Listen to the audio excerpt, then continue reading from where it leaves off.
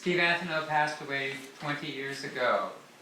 And I think most of the people in the Arboretum group that we've been meeting for a long time knew him because we've been meeting for so long, we go back that far. So here we are, and who, you want to speak first? I think Tanya has to leave early too. So we'll have people talk about their memories, and anybody else who wants to talk about it would be good. Can you raise hands if you were in the group? In our Yeah. group? I'd love to know. In the group. Awesome. Thank you. And how many people knew Steve? How many knew of it? Okay. How many have a plant named after him? We did for a while, but I would actually like to speak because I can't stay. Okay. Take it away. And I brought this clematis, lady Betty Corning, and I brought it because Steve and I co-ordered a bunch of clematis from Britain, and this was among them. And it's still alive. Some of the other ones I either gave away or killed. And I think of Steve often, not in association with Betty, but every year she reminds me of him and his love of clematis and plants in general.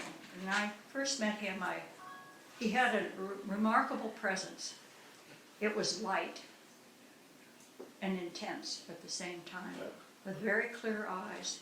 And he had a mind and an interest in things that was awesome, actually. His library was remarkable. And he had a communion with many forms of life, but particularly plants. And he worked with them to create and recreate the expression of plants in the garden. And it was just a treat to know him. I did not know him as well as many other people did, but I knew him well enough to really value him and my knowing him.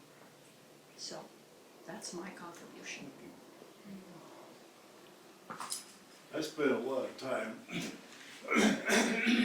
excuse me, I was just sitting around the other day thinking about how to pronounce that plant. Yeah. And I remember so clearly Steve sitting in this room, I think he was sitting right about here actually, talking about pronunciation of words of 4 syllables or more. In words of four syllables or more, the stress is on the antepenultimate syllable.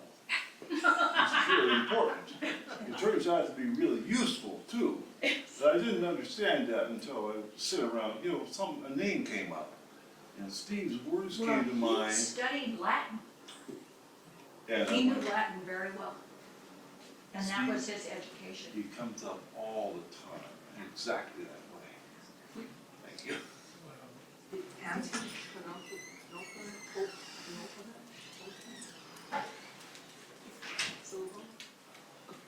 Could you give us an example? That would be helpful. I know that, The ultimate, anti-penultimate, has, it's the Just big before accents on the the end. and the t is the penultimate syllable, and the et is the ultimate syllable. The et is the last. So what was the word again? The penultimate is the second to last, and the anti-penultimate is the third to last. Yeah. So in a word, you were naming a species or something? Well, anti-penultimate, the That's word the meaning itself, of the word, but that's the stress on the think of a ultimate. species where you could apply. I can remember him talking about iris, the yellow flag, Oh, and he was talking about whether it was pseudochorus or pseudacorus. oh, yeah. And he was convinced it was iris pseudacorus. And I'm sure he would always say clematis and not clematis. Right. If that was his rule, right? Because Yeah. clematis has the accent on the anti-penultimate, so. Correctly. Thank you. And here's a sign that somebody brought. Who brought this sign? From Steve's Garden. Oh. And it's in Latin. Yes. Who can translate it? What's this? Arcadia, There you go. I'm in Arcadia. Arcadia Ego, something, I Something about I think it means even in Arcadia, which is like Shangri-La, right? There is folly. Oh. So The way I learned that phrase was from a painting and it referred to death. The death was saying, I'm in Arcadia, here I am in Arcadia. Oh. Even in Arcadia, death is there, or Yeah. folly is there, Folly or or foolishness, or foolishness or mortality. Yeah. Oh, flaws. flaws. Hmm. But you could also say, I mean, it says, in Arcadia I am, right? So you could That's also what just have it be, here Right. I am in That's how Arcadia. I interpret it. Your choice. I like the other one better. My name. Okay, I met Steve first before anyone else. It was May of 1985. I wrote a journal entry and I'm just going to read it verbatim to begin with. Okay? On Wednesday, I went to the Arboretum to talk with Mr. Mulligan, as I frequently do. By accident, I happened to arrive at the beginning of the ceremony celebrating the groundbreaking for the new Arboretum Visitor Center. At the end of that pomp, I talked with a few people I knew, and then met a stranger who was visiting the city from his native home of Chicago. We spent the day looking at trees. His name is Stephen Antonow, and he is of Russian ancestry, a federal government employee, and woody plant enthusiast such as borders on the incredible. His devotion being so extensive. We learned much of interest from each other and met again on Friday. He has returned now to Chicago, but we may write some letters. So that was May of 1985, and then we did stay in contact. The following June, we did our first trip together down to Oregon. We saw Jane Platt's garden, and we went to the Gosler Nursery, and a bunch of other things like that. And then I got to know him pretty well, and I don't know the sequence, but when he was hunting for a house in Seattle to buy, he called me and said, I might have a place over in the Fauntleroy area. I want your opinion on whether it's something I should buy. And so I went over there with him and I looked it over. This squalid little dumpy house, like built in the 60s, of zero architectural. Yeah. And then this enormous, long, skinny-ass backyard that was superb. And I said, definitely go for this. And then he said, and I think I'm going to cut down that liriodendron, the tulip tree. And I said, no. I said, no. I said, you have not lived through a Seattle summer.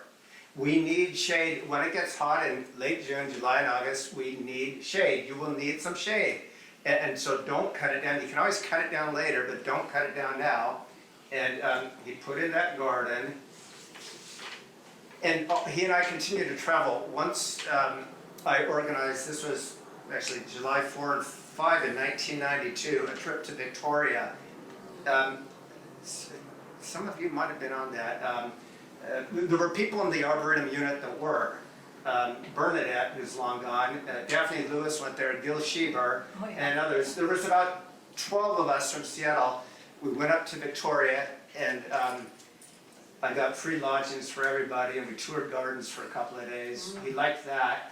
I also hiked with him in the Olympic Mountains, and I went up to Vancouver, Van Dusen, with him and David McDonald photographing plants. And he would always get annoyed. I would drop into his garden unannounced. This is my habit. And he put up with me. He found me interesting, and even though I was unusual, he was relatively reserved. he had kind of a Jesuit background. He had an active mind. We could talk about plants, and he was one of the reviewers of my manuscript of Trees of Seattle. That book came out in 1990, so he's listed in the acknowledgments. But he said to me once, he said, Mike Durr calls himself a plantsman. He is not. He's incapable of writing a good sentence. He said to me, you know more and you can write better. Anyway, Mike Durr was never known to be a writer, but he sold a lot of books. But that's neither here nor there. The way I met Steve in the Arboretum exactly, I'm going to tell you now, because you heard that I was at the visitor center and then I met Steve, but precisely how.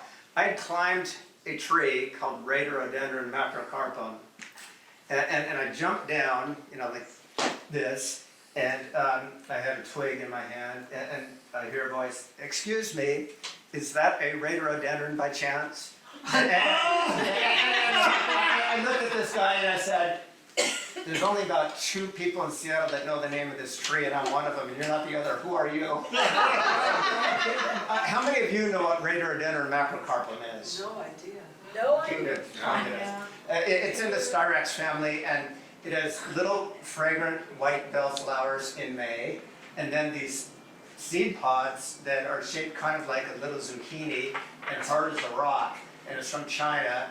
It's kind of pretty good fall color. Anyway, It's a good ornamental tree, but it's unavailable. if you give it summer water. It's from China, it's a summer. Anyway, so I jumped out of the tree, and then I treated him to pizza for lunch, and then we wandered around, and that's how it all started. And then at the end of it all, when he was dead, I was a pallbearer at the funeral at St. James. Phil, were you also? Yeah. I forget who else was. Was Rick Kuiper? I lose track. There was like 6 of us. His brother was one of them. I don't remember all the other guys.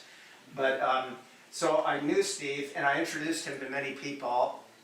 And I also, after he was dead, the executor of his will was David McDonald, sitting over there in the corner with the baseball cap. And David said to me, I need to find somebody who can take care of this garden. By the way, I didn't mention it, but Steve's garden was the first one to win the Northwest Flower and Garden Show Seattle Times Garden Contest.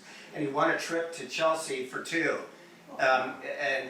So his garden was amazing. I could go into detail about why it was, but I think some of you might do that. I mean, essentially, he retired early. He was in the Justice Department investigating fraud, and he saved up money. He lived frugally, hardly spent a dime, and so he retired early. Except on plant. Well, actually, he mostly grew his own. He was kind of cheap. I mean, miserly. But anyway, Fruit. yeah, okay, fine. The point is, he did this wonderful garden, and then he was dead. He died at age 54 or so of pancreatic cancer. And David McDonald said to me, I need someone who can buy this house, and I don't necessarily need full market price. I can set the price at whatever I want. Do you know somebody? I said, I know this couple, Jonathan and Emily. Emily's sitting right there. Jonathan's in Alaska. They ended up divorcing, which ended up being a good thing, but at the time, they were looking for a house to buy. And David, is this correct? I think they couldn't afford the market price, but you let them have it for what they could afford. Am I correct? No. What? I made an error? Okay. I had a fiduciary responsibility to extract the maximum cash for that property as the executor. So I did not sell it at a discount, because that would have been wrong to the heirs. Oh. Think about it from that point of view. Oh, okay. But I did love to sell it to Emily and Jonathan. That was really cool. Yeah. Okay, so Sorry about the correction, but you asked. until now I thought I was infallible. Okay, so I'm going to turn it over to open mic. David should talk about it because David is a garden photographer. He's now retired. He's a former revolutionary and a bus driver too. But he knew Steve very, very well, and he can tell you different stories. I've given you my general introduction. And after David talks, then it's anyone who wants can pipe in. And if I need anything anything more to say, it could be at the very end, but I think I've covered the basics. He was not just a plantsman. Those of you who saw his garden know that it was largely herbaceous, with some roses, some fruit trees, a few ornamental bigger trees. He confided in me, I just have to work through all this herbaceous stuff. I really care about trees, and my ultimate garden is going to be an arboretum. He said, this is like a teenage phase of all these flowers and such. But ultimately, he said, the action is trees. And most of you probably don't know that, but that's what he told me. And he came to many of the meetings here. He knew he had some good friends in Seattle who aren't here, because I can't remember their name. There was this doctor on the east side and somebody in West Seattle, and I couldn't remember their names, so they couldn't get invited. But he knew many other people, and some of his dear friends who used to live in Seattle now live elsewhere or are dead. But we have a pretty good turnout anyway. David, come up here and you follow suit. Okay. Why did he come to Seattle?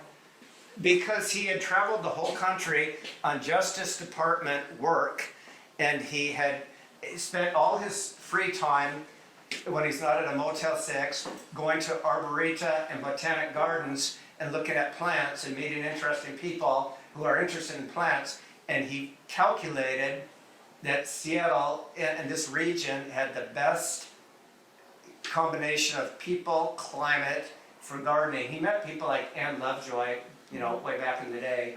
Yeah. He used to go visit her. I hope everybody here knows who Anne Lovejoy is. Anyway, so he could have gone anywhere. He chose this area deliberately. That's why. Because we're special. We are special. So it's gratifying to see so many people who knew and remembered Steve. Turns out that as I was transitioning from the whole revolutionary thing into like regular life and stuff in about 1990, I got the photography bug because I really wanted to do something that didn't involve a committee voting on what I was going to do with my life. I wanted to do some, a thing that was me, win, lose, or draw, was just me, and photography kind of fits that bill. Then I've always had kind of an affinity for plants and loved plants, so when I was trying to learn photography on my own, I used to spend a lot of time in the Arboretum, because it's full of trees. And I just spent, I don't know, a couple of years while I was still working in a steel mill. That was part of the revolutionary thing. But as that went away, I decided I was going to try to make it as a tree photographer. But there's really just not really a living in tree photography. And then somehow I just realized that if I would shift my aim just slightly, there were gardens, and people do make a living selling garden photographs. So I decided that's what I'm going to do. So I got lucky and had a meeting with some people from Sunset and got hired to be one of the photographers for a new edition of the Western Garden Book, which was, there's a new edition of the Western Garden Book every year, not a big deal, but this was a new one. And so I got hired for this, and that, cool, great.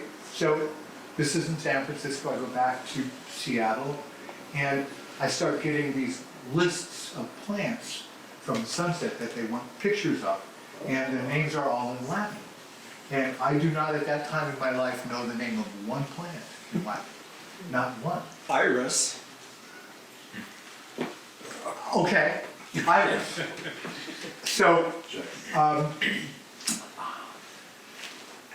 these people at Sunset are expecting pictures to come in. So I'm getting nervous because I have no idea what I'm going to do. And I just attempted to develop all kinds of methods of where I would find someone, look in a book, and put a little copper stake in the ground and write the name on it next to it. Just crazy ideas for how I would connect the names of plants with the plants themselves. And I realized a couple of weeks in that this is not going to work at all.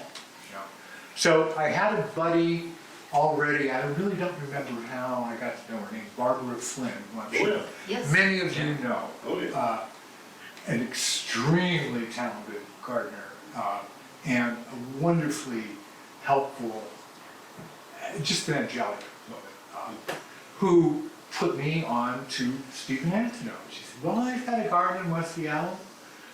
Why don't you go talk to him? So I did. I live in South Park, so I was pretty close to Right. Steve lived. And it kind of explained my situation to him. I said, these giant lists of plants, and I don't know what they are. I need like a guide. They need someone who can be like my spirit guide into the plant world.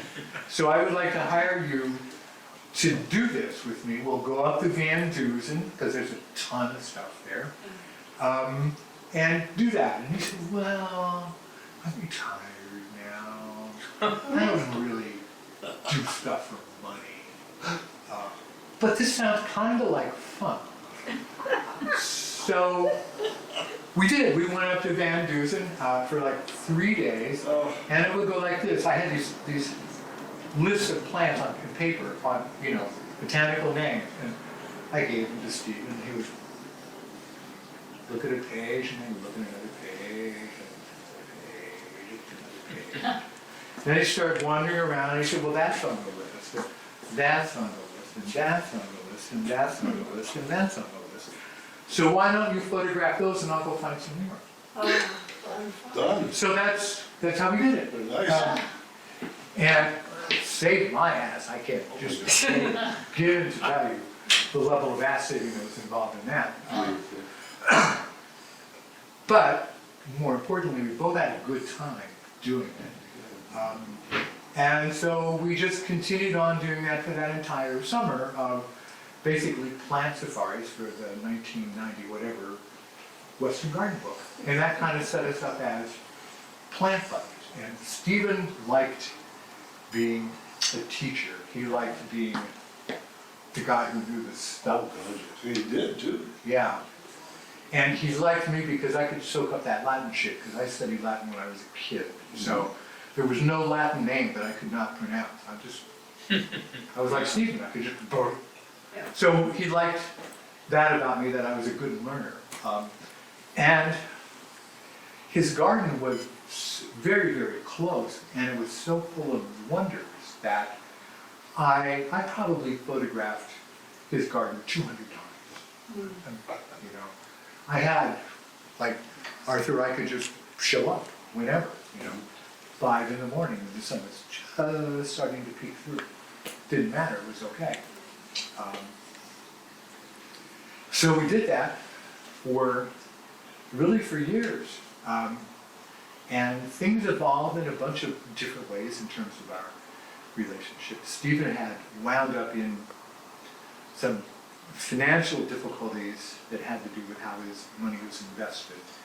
He had basically just barely enough money to get by from an annuity, something like that. And then when the interest rates crashed, I'm not sure exactly when, he was in a really serious tight spot because what had been a living was no longer a living for him. So I tried to pull him more into the work that I did and get him to do a little bit of traveling with me and get him to be an assistant and sort of plant ambassador with whoever I was, hanging out with, trying to talk my way into the garden. Stephen was very good at helping me get into gardens because he had like all the cachet. Like, I had the talent, but he could talk them up. That man could open any door in the world. Yeah, he could. He really, really could. We were, one time, this is 1996, so I had met him 3-4 years before that. We were pretty good buddies at that point. And my daughter was in school with a girl whose dad was a Microsoft gazillionaire who just had this like funding day beyond funding days when they just like all came together. So we were talking and chatting, and he had a son who was just graduating from high school, and his son's idea of fun was he was going to go to New York and hang out for the summer and do shit. So my friend was like, I'm not so sure that that's exactly where I want my son to be for the entire summer, hanging out in New York, getting in trouble and so on. So I just said, well, I was thinking about a garden safari in England, and he could be my assistant, and I would teach him, because he wanted to be a photographer, and I could teach him a whole bunch of stuff if you were to pay for it. And he said, okay. That was our big England plant safari thing, which Stephen organized a trip to maybe 30, 35 gardens that were primarily in the National Trust in England, which was good and bad. It was good because they're there and they're wonderful places to go to, and they're cool. But they're also controlled by the National Trust, which has a lock on any photography ever done in any one of those places. So you cannot make a dime off of a property that's owned by the National Trust. That's been done. So we get there and we join the National Trust, and I read the fine print and I realize that this is not going to work this way. So we turned it into like a plant portrait trip. So we went all through all these 40 gardens and never took a picture of anything that was any bigger than that, because we couldn't identify it or have it be identified. Where was? Oh, that's from Nyman's, you owe us $7,000, right? Because the National Trust is not fun on copyright issues. They do not play. So, all right, so I guess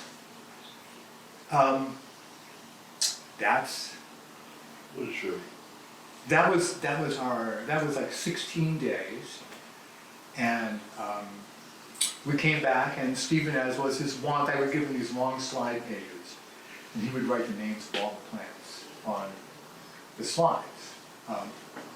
And on that basis, I kind of made my way in the plant photography world and appeared to be somebody who knew what he was talking about with respect to plants. And I'm a good learner, so after a while I did know a little bit about what I was talking about. But Stephen and I continued on doing this stuff off and on until he got sick. And my belief is that his interest in gardening had kind of started to wane a little bit before he got sick. I just didn't see the same intensity of desire to get out there and do it. Stephen's Garden was a full-time event. It was like almost, probably 250 feet deep, 50 feet wide, very rectangularly laid out with a lot of cul-de-sacs and pathways. There was a big central pathway right down the middle, and there were other pathways off the side, and those would go like this and around and like that, so that you would never see the whole thing at once. You'd always have to move to see what was around the corner, what little treasure was going to be over there that you didn't know was there at all.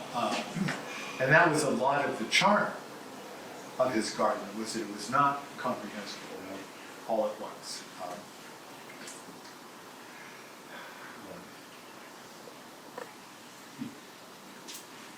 Does anybody want to ask me any question?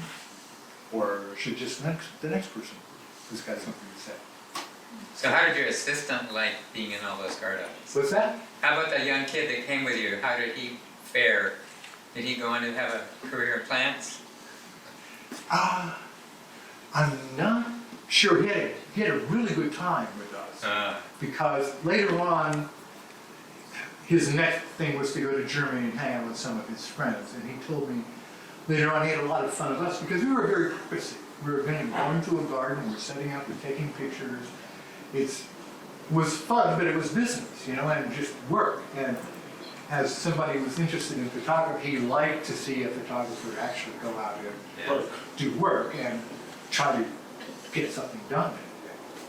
So, I don't know where he's gone. I haven't spoken to him for years.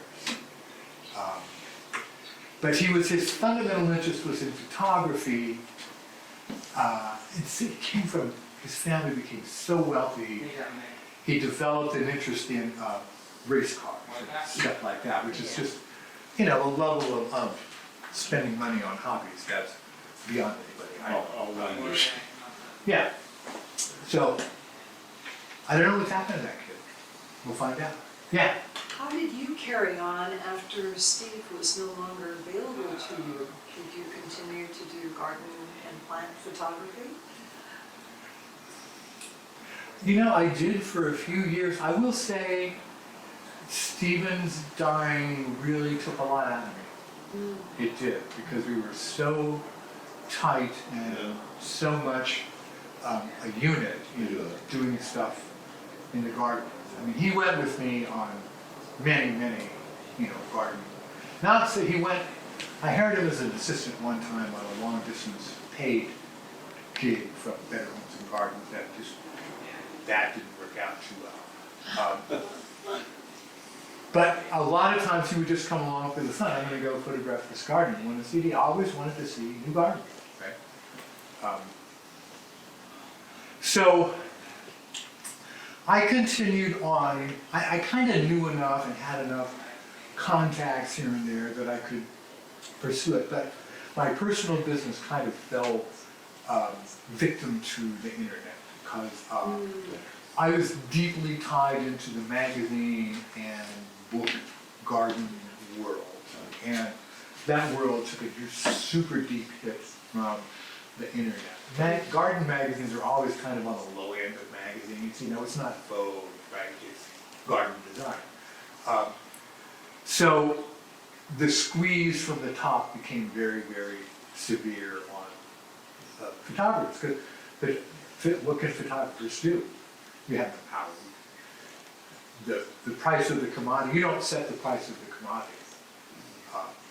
So that made it very, very difficult. And plus I was kind of pushing retirement age and thinking about how another 6 or 7 years of this was going to work out for me financially, and it wasn't. So that's when I started driving the bus. Oh. And had to go out and get a real job for a while to top up the social security, which worked very nicely. I'm comfortably ensconced in the same house for 40 years. I'm happy there, and I can pay the bills. So that all worked out. Excellent. Anything more I can tell you about Stephen? Next, who would like to say? Emily, why don't you talk about the garden and what Jonathan and you did with the garden? Or what you didn't do with Kind it? of embarrassing. Yeah. Should I stand up? Yeah, I owe a great debt to Stephen Antonow for how much I learned from his garden. I learned so much from how he gardened, what he chose to plant, and what survived years of neglect. Yeah, my former husband and I ran a gardening business and got a phone call from David McDonald one day, actually the day after we had just told our landlords that we were going to move out. We didn't know where we were going to live. So this house and garden calls us on the phone and says, "Do you want to buy this house and garden?" And had to go look at it. And I remember walking into that backyard with the liriodendron and seeing the long path to the end. And kind of being like, there's lots of plants back there. And, stepping onto the large path and seeing there was a little path off to the side. And I don't know how long Steve had been sick before, had really stopped gardening before I saw the garden, but it was pretty overgrown. And I think David had watered the garden for months excessively, so it was crazy. And I remember walking down in this sunken path and seeing this burgeoning plant life and thinking, how do you maintain this, and having the first and only panic attack in my life. But it felt like this is what wants to garden needs gardeners, and so we sincerely made a request and gave David an offer, and I think there were a few others who had also done the same, and we got the place, and I really began to learn like what it was to garden like that. I mean, layers and many different plants from different places all together, definitely very herbaceous and hard to water. You know, it really took like all day to water that garden. And we were running a landscaping business, and we couldn't really garden all day at home, and just kind of had shock too. It was like, what do we do? How do you honor this person I had never met, but have heard so many stories, and what that was like was pretty intense. So it went through phases of us trying to keep up with it, and then running into walls in our own lives, and eventually sort of survival of the fittest of what plants really wanted to stay, and what we were willing to invest our time and attention in. And it transformed. I had a really good friend named Calvin Creasy, who's a gardener, and he would come over and we'd just do stuff together. And we ended up putting a lot of debris in the sunken paths. So anytime we pruned a branch or whatever, it would go in these paths, and then we'd put wood chips in the paths, and like pretty soon it was like filling these irrigation ditches with mulch, and plants like that, and birds like that, and it started to really get kind of wild and more natural. So there was some sadness there too, that we couldn't keep up with what Steve's vision was, but I have a feeling it was changing anyway. So it did become more of an arboretum, and the trees stayed. And yeah, I have a bunch of documents that he wrote that I brought tonight. He wrote a whole treatise on clematis, and so if anyone wants that, he wrote a whole list called garden-worthy plants, which is essentially all the plants that were in his garden. Which is helpful, because some of these things I was like, what is that? Or I'd say, Michael, what is this? Or John, what is this? And Arthur, what is this? And a lot of, at the time, more obscure plants. So if anyone's interested in that kind of material, just let me know. I brought it with me. And that's what I know about Steve Antonow. I really am grateful for his effect on my life. Yes. Thank you. Yeah.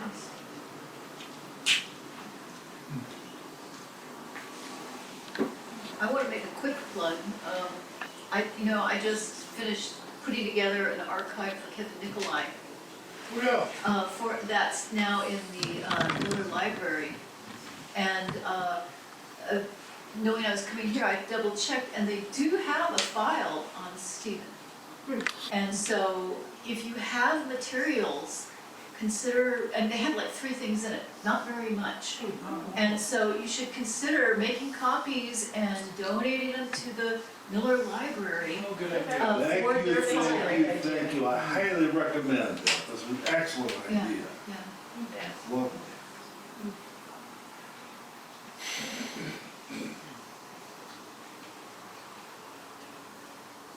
The only thing I mentioned this earlier, but I think about Steve Antonow all the time. When I run across some names of plants or any words, 4 syllables or more, I checked in with myself to make sure I'm on the antipenultimate syllable for my stress. And that is, I find myself writing down the syllables and counting them to make sure I'm doing it right. And I have Steve in my mind every single time. Thank you, Steve. Every now and then a word comes out that is, I learned a new pronunciation because of the rules that Steve gave me. I wouldn't have thought of that. You mentioned Phil, you mentioned a plant name that is odd for Steve's pronunciation scheme, but it works every single time. But the one you cited was pronounced correctly by Steve. Only. Nobody else, just him.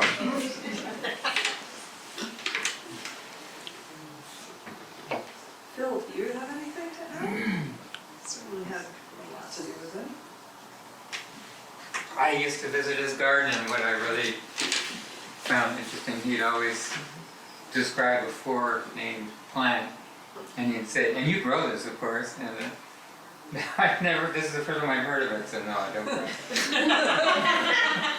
He was just so generous in his assumptions. Yeah. Yeah. Yes, thank you. And we had friends who we always joked, he must be in the witness protection program because he lives on air, and he has this wonderful garden that he's able to produce. But I'm glad to hear that he had a retirement income. So he was not in the witness protection program. The whole basement was set up to grow plants. I mean, it was very intense and analog situation down there. And yeah, I mean, we grew a lot of the clematis that were growing in that garden were grown in the basement initially. Under fluorescent lights. Under fluorescent lights. I think he had 70, approximately, clemens. Yeah. Oh my. Betty Corning survived, for sure. That's one of the best. So, Cool. yeah. Which one is that, do you know? That one's the Betty Corning. That's the clematis. Betty Corning, he was very happy with his Betty Yes. Corning. He loved that She clemens. survived. Yeah, right on. Glad to hear that. And then I heard another story about Steve. He was very close with Betty Miller for a while. Hmm.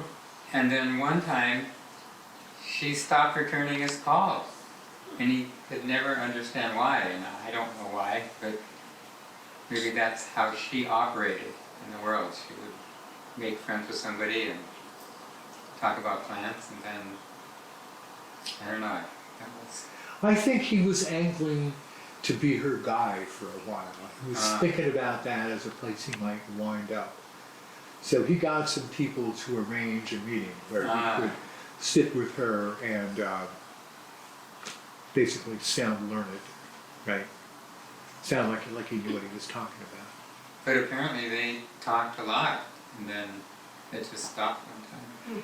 Now, Stephen told me, this does not have to be true, because Stephen said a lot of things that were not true. But he said that he thought his relations with her went sour after he stood up for some guy named Hugo, who was her existing slave, in her unheated greenhouse, which would get down to, as cold as it would get in the winter. And she demurred when Stephen said he thought she should put in some heating through there. And I think that might have convinced her That would have been it. he was not going to be her guy. No, Betty would have done that. I had limited contact with Betty, but boy, it wasn't every single time.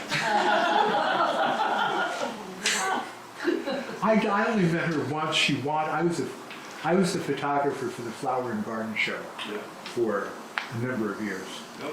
And the judges who are going to, determine who wins what, come in early and wander around before the thing is opened up for everybody. And Betty Miller wanders in there with her deep whiskey voice. Where's the Arboretum garden? That's the garden I'm going to go and show me that garden. That was Betty Miller. Tell you just what she was going to do right there on the spot and go do it. Didn't even want to see the other gardens. Show me the Arboretum. There are stories of her pushing photographers who put their feet in the wrong place in her garden. Do not touch that. She was dead by the time I photographed her garden, but not very dead. I got in there pretty quick. After she died. When Dan Zatz. Yeah, Dan Zatz was the guru at the time, and he and I had a nice relationship. And I got to photograph it when it was pretty much looked the way it looked before she died, because he was very serious on maintaining the original Miller look to that garden. So I got the goods on that garden.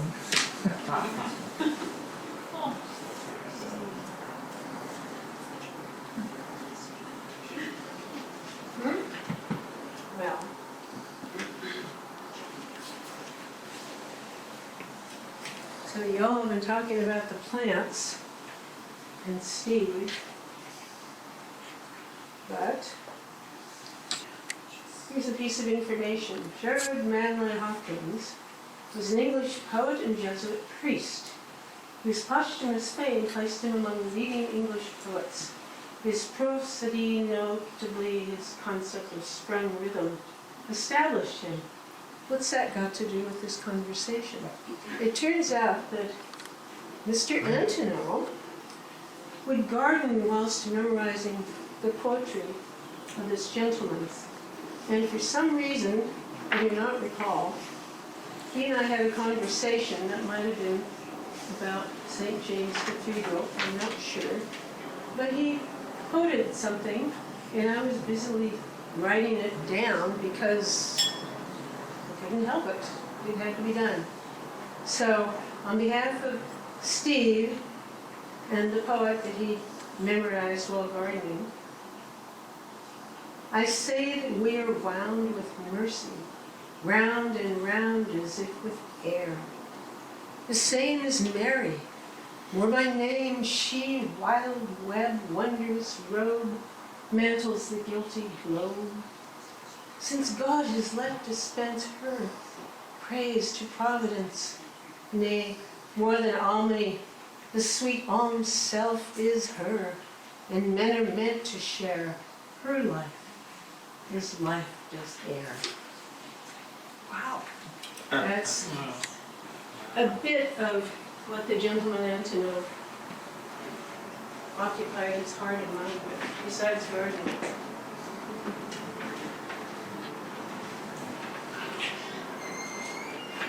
Thank you.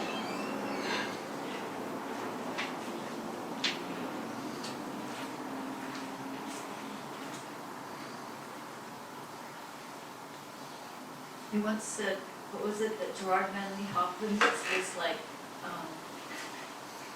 William Butler Yeats on horseback.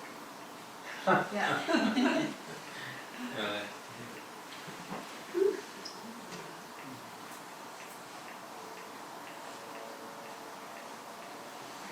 Phil, I want to thank you for permitting us to have this gathering here.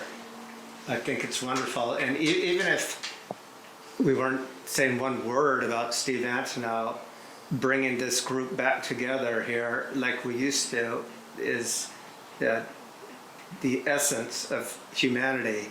It's communicating face to face, sharing food and drink. So thanks. If you had said no, by the way, we still would have done it somewhere else. But it's good that it's here. You were my first choice, so thank you.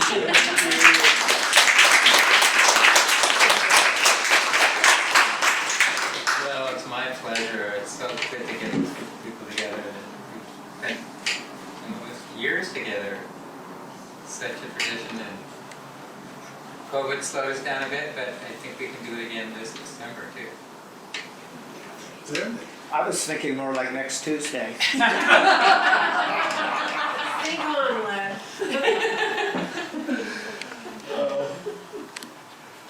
I think it's amazing that so many people brought things that connected them to Stephen, or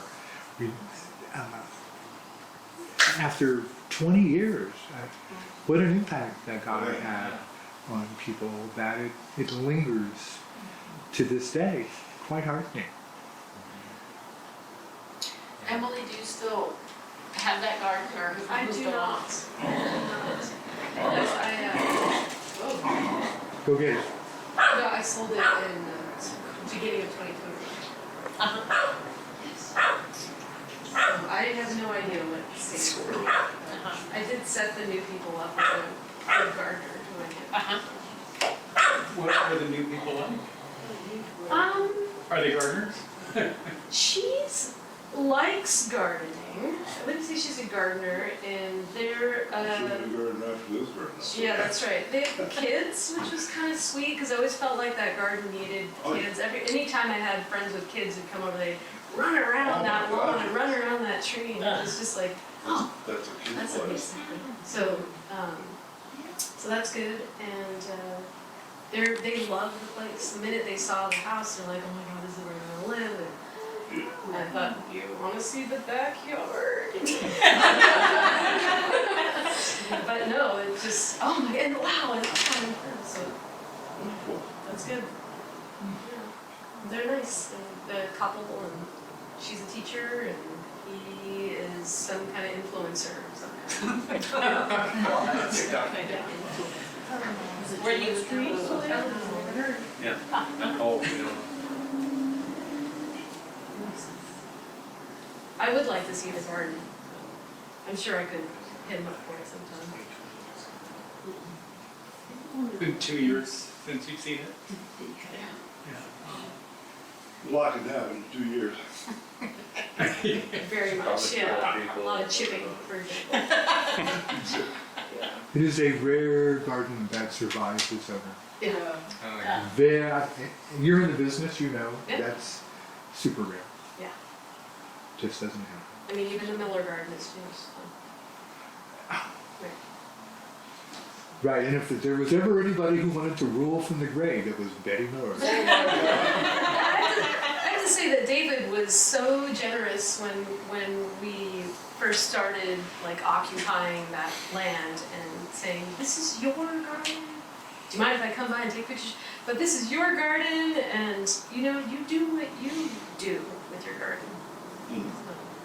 We still felt obligated somehow to be kind to It Steve. would be, it's put so much structure in place, you can't move into it. You find yourself surrounded by. There was so much rebar in that garden. Yeah, I know. So- You can hardly move anything like that. You could build a bridge with the rebar in If you there. would need to get rebar out of your garden, I'm the person, like I know how to do it now. It was his favorite material. Yeah. Well, what did And he actually, do? it works really, really nicely for a lot What of did he stuff. do with I all the picked that up rebar? from him. Did he make structures to support plants? Yeah, vines. Vines, Oh, lots of vines. vines. Yeah, stakes. So 90 clematis and 90 Rebar goes away, it structures. gets rusty and it just goes away, you don't see it. Well, also, it's really easy to drive rebar into the ground. Yeah. You And to know. bend it, Yeah, yeah. yeah, And it's cheap. Doesn't sound too It's kid friendly. relatively. Well, rebar stakes laying around. Yeah. Very few near misses. It should. Steve was really sweet with me. He must have known I was a very enthusiastic but amateur gardener, you know, that was learning, but just really, you know, if I was of a higher caliber, maybe I would be an ideal student for Steve, but I really wasn't. And but I would tag along, and I somehow found myself at these group meetings and just couldn't believe where I was. And so, yeah, I picked up on a lot, and he was really sweet to me, knowing that, you know, I was really learning and really willing. He would advise me, you know, a crowded garden, you know, is not going to be healthy or pleasing, you know. So, you know, you really want to try all these plants, but, you know, you make comments like that. And also, it's really quite telling that the plant that I have from Steve, quite surprising, is actually comfrey. It's Symphytum officinale coccineum, which is a red flowered comfrey. I still have it, and I love it, and it's in quite a number of places now. It does stay put where you keep it, and where you plant it. But if you move it somewhere, then it does spread. And it does hybridize with the blue comfrey as well. And I would have that more of a problem, but. Anyway, it's interesting that I really looked up to him. He gives me a comfrey. Another gardener that I do look up to also gave me a comfrey, which is Arthur Lee. And he gave me the white comfrey, so I have these, and I have a number of other comfreys. Nice white and blue comfrey. That's it. But, and I really enjoyed, you know, learning from Steve, and I certainly miss him. And such an untimely loss, you know, at such a young age. And, yeah, he was certainly one of a kind. Yeah, so. Nobody like that man. Very grateful to have met him and got to know him.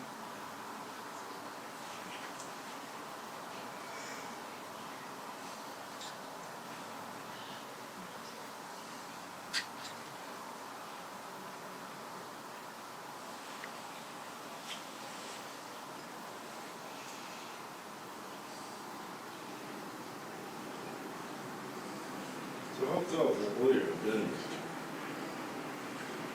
I don't really know, it's big, it was tall. So you said And so, it's that big? yeah, about, and then it had, you know, these sort of cathedral-like Sure. limbs. That might be about, I'd like to see this. This looks like an interesting to see. It's pretty awesome, yeah.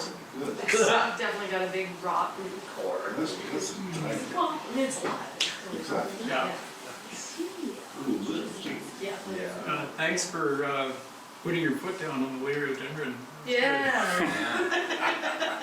That tree has a remarkable scar on it from a large lower limb that was removed, I don't know when, but the wound wood is in the shape of a heart. And it's about this big. Yes, yes. And you can see it from the kitchen. It's very cool.